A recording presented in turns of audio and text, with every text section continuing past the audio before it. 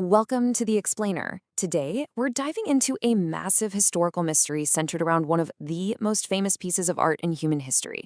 Normally, we think of anti-war masterpieces as reflections, right? Stuff created after the dust has finally settled, after the treaties are signed, mostly to mourn what was lost.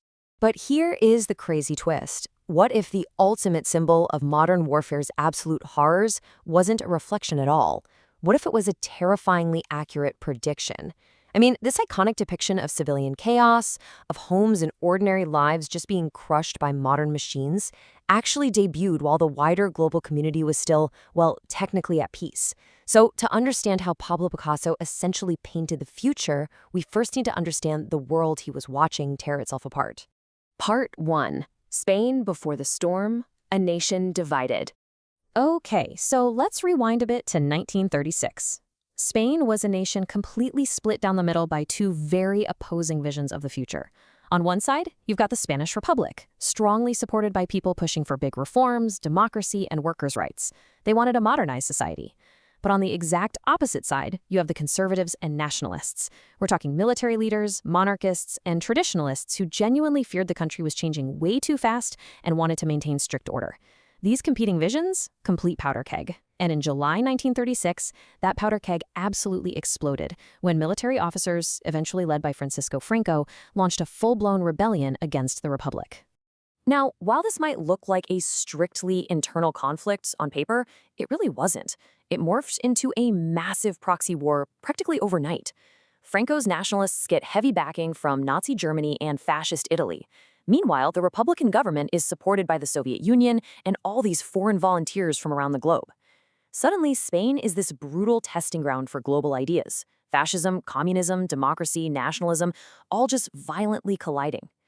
Historians actually tend to call this a rehearsal for World War II, but, for the people in Spain dealing with the hunger, the executions, and the torn-apart families, there was absolutely nothing rehearsal about it.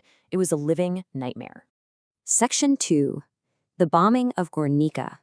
Death from Above. Take a look at how terrifyingly fast this whole thing escalated. The Civil War kicks off in July 1936.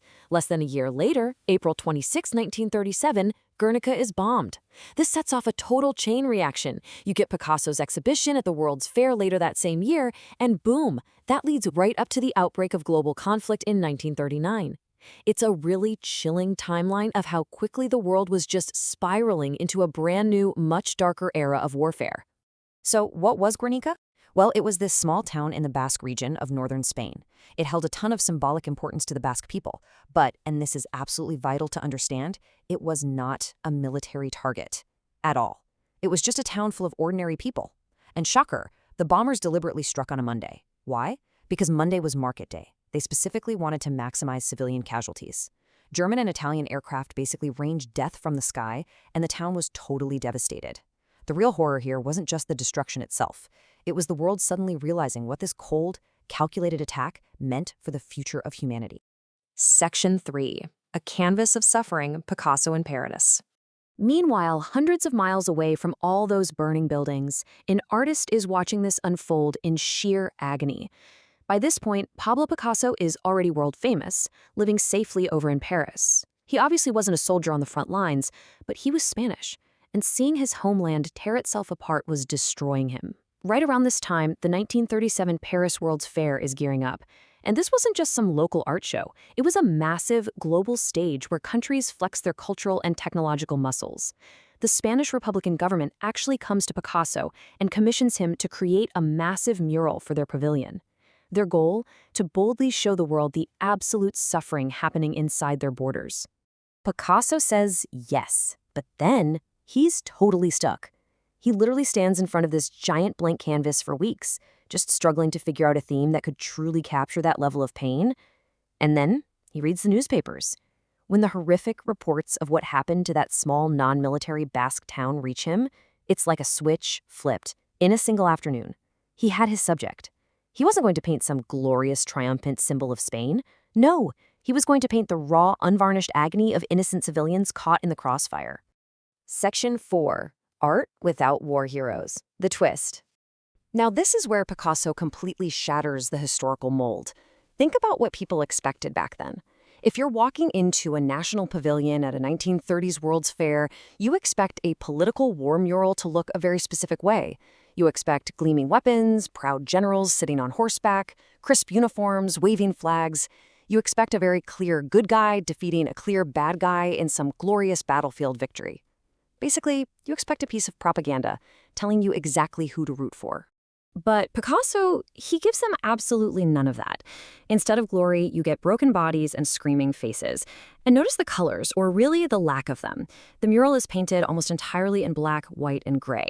It's a really profound psychological shift. By deliberately stripping away the color, he totally strips away the glory. It genuinely looks exactly like a nightmare printed in newspaper ink, which is a direct nod to how he and the rest of the world learned about the tragedy. He completely refused to dress war up as a heroic endeavor. He just showed it for what it was, pure confusion and terror.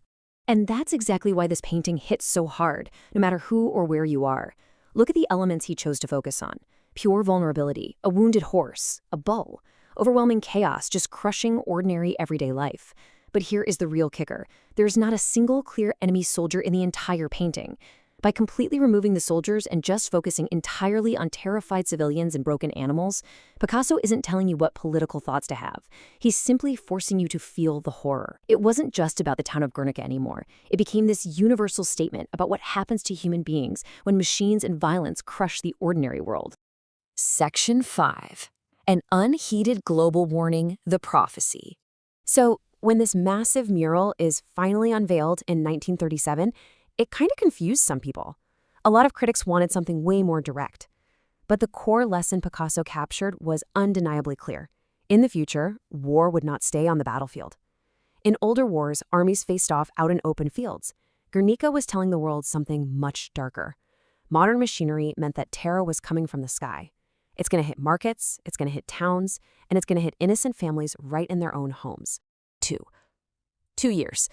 That is literally all the time that passed between the world standing in Paris, looking at Picasso's terrifying warning of civilian destruction from the sky, and that warning coming true. By 1939, history violently caught up with Picasso's vision. It was a devastating double blow.